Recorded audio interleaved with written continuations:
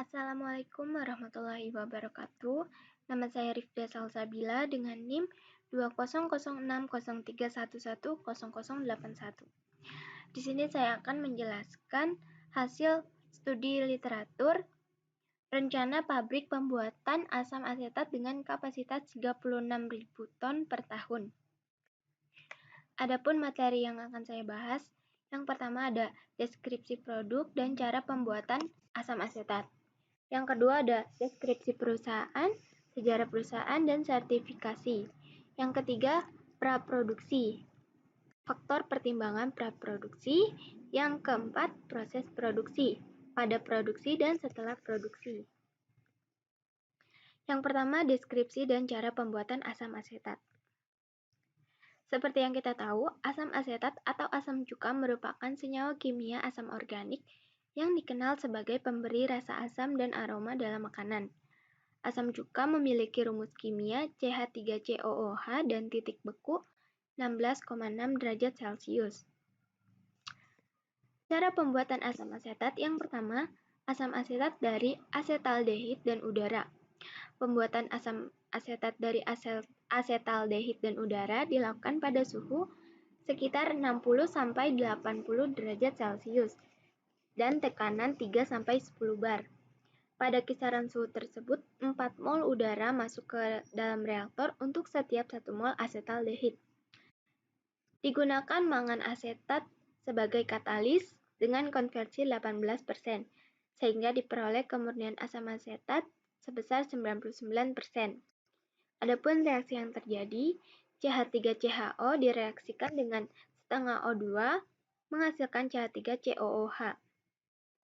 Yang kedua, pembuatan asam asetat dari metanol dan karbon monoksida. Asam asetat dibuat dengan mereaksikan metanol dan karbon monoksida. Katalis yang digunakan adalah rodium dan iodin. Reaksi berlangsung pada suhu 350 derajat Celcius dan tekanan 700 atm. Reaksi umumnya berlangsung selama 1,5 sampai 2 jam. Adapun reaksi yang terjadi, CH3OH direaksikan dengan CO menghasilkan CH3COO. Yang ketiga ada oksidasi alkohol dengan pengaruh bakteri. Asam asetat dengan oksidasi alkohol dibuat dengan pengaruh bakteri. Bakteri yang digunakan di sini yaitu bakteri Acetobacter dan dibuat dengan bantuan udara pada suhu 35 derajat Celcius. Reaksi yang terjadi, C2H5OH direaksikan dengan O2 menghasilkan CH3COOH dan H2O. Yang kedua ada sejarah dan sertifikasi perusahaan. Perusahaan yang saya ambil di sini yaitu PT Indo Acidatama Tbk. Sejarah perusahaan. Pada awalnya, perseroan berdiri tahun 1983 dengan nama PT Indo Alkohol Utama. Kemudian pada tahun 1986 berubah nama menjadi PT Indo Acidatama Chemical Industry. Perseroan yang bergerak di bidang usaha industri agrokimia dengan nama produk etanol, acetic acid, dan etil asetat, dan sudah berproduksi secara komersial sejak tahun 1989. Pada Oktober 2005 melakukan merger dengan PT Sarasa Nugraha Tbk yang tercatat di Bursa Efek Indonesia dengan kode SRSN pada Grup Industri Dasar dan Kimia. Pada bulan Mei 2006 akhirnya berubah nama menjadi PT Indo Acidatama Tbk.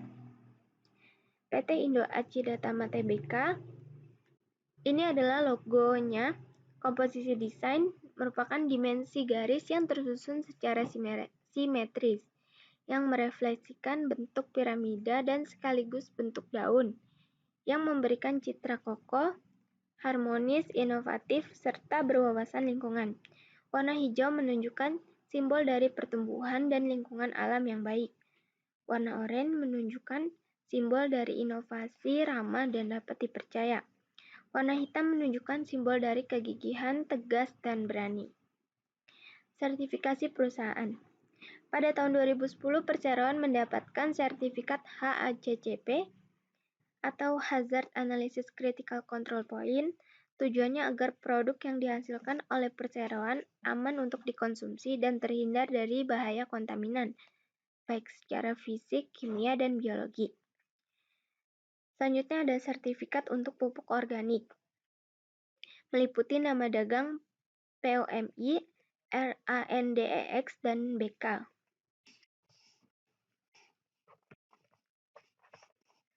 Selanjutnya yang ketiga, praproduksi. Apa aja sih faktor pertimbangan praproduksi?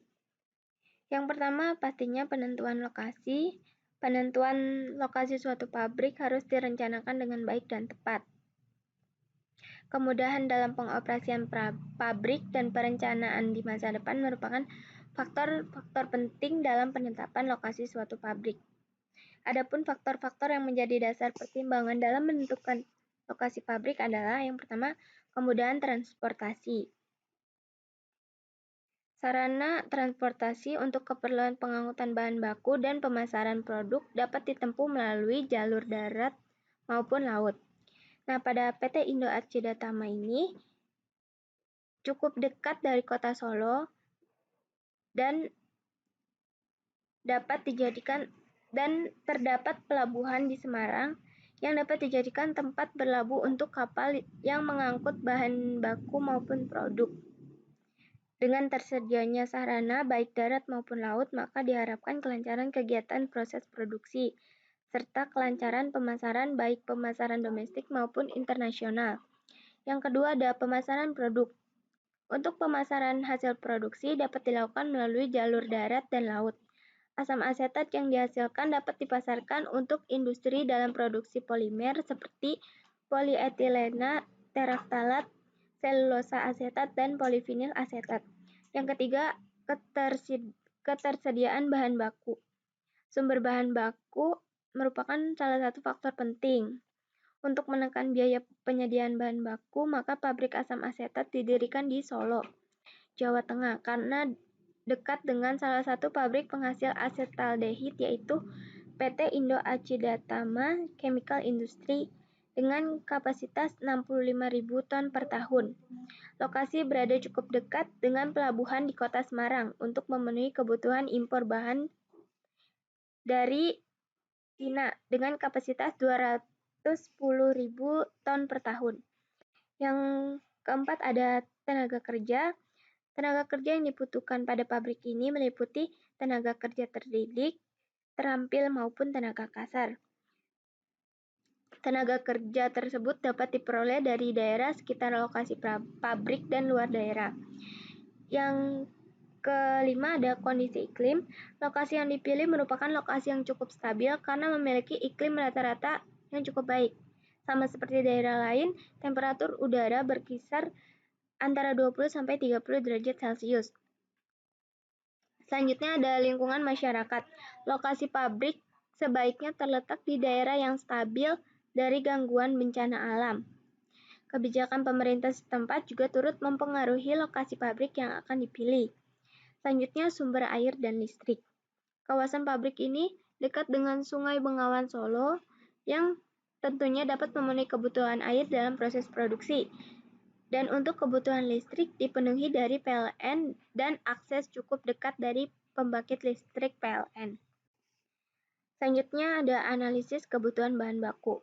Bahan baku asetaldehid diperoleh dari PT Indo Arcida Tama Chemical Industry dengan kapasitas 65.000 ton per tahun. Dari PT Inti Everspring Indonesia dengan kapasitas 30.000 ton per tahun. Dari Nopec Yangzi Petrochemical Cina sebanyak 210.000 ton per tahun dan Shanghai Jiayin Chemical sebanyak 95.000 ton per tahun. Selanjutnya ada analisis peralatan proses. Analisis kebutuhan peralatan proses meliputi kemampuan peralatan untuk proses dan umur atau jam kerja peralatan dan perawatannya. Dengan adanya analisis kebutuhan peralatan proses, maka akan diketahui anggaran yang akan diperlukan untuk peralatan proses, baik pembelian maupun perawatannya. Nah, selanjutnya proses produksi. Bagaimana sih memproduksi asam asetat? Yang pertama itu bahan baku asetaldehid dengan konsentrasi 99% yang disimpan di dalam tangki dialirkan menuju ke reaktor sebagai sampel. Sebelum masuk ke reaktor, asetaldehid ditambahkan katalis mangan asetat sebanyak 1%. Setelah mengandung katalis, maka sampel dimasukkan ke reaktor untuk direaksikan dengan oksigen. Oksigen yang direaksikan diperoleh dari udara bebas dengan cara memasukkan udara ke reaktor pada tekanan kompresi sebesar 10 atm. Kondisi operasi di dalam reaktor adalah dengan suhu 65 derajat Celcius dan tekanan 10 atm. Dengan perbandingan mol asetaldehid dan oksigen dalam reaktor adalah 1:2. Reaktor yang dipakai adalah reaktor gelembung, dan reaksi yang terjadi adalah reaksi eksotermis. Untuk menjaga suhunya tetap 65 derajat Celcius, panas reaksi yang timbul diambil dengan media air pendingin dalam reaktor. Produk bawah reaktor dilewatkan ke vaporizer untuk menguapkan asam asetat dari suhu 65 derajat Celcius menjadi 189,17 derajat Celcius dengan tekanan 10 atm. Selanjutnya dimasukkan ke dalam separator untuk dipisahkan antara fase uap dan fase cairnya.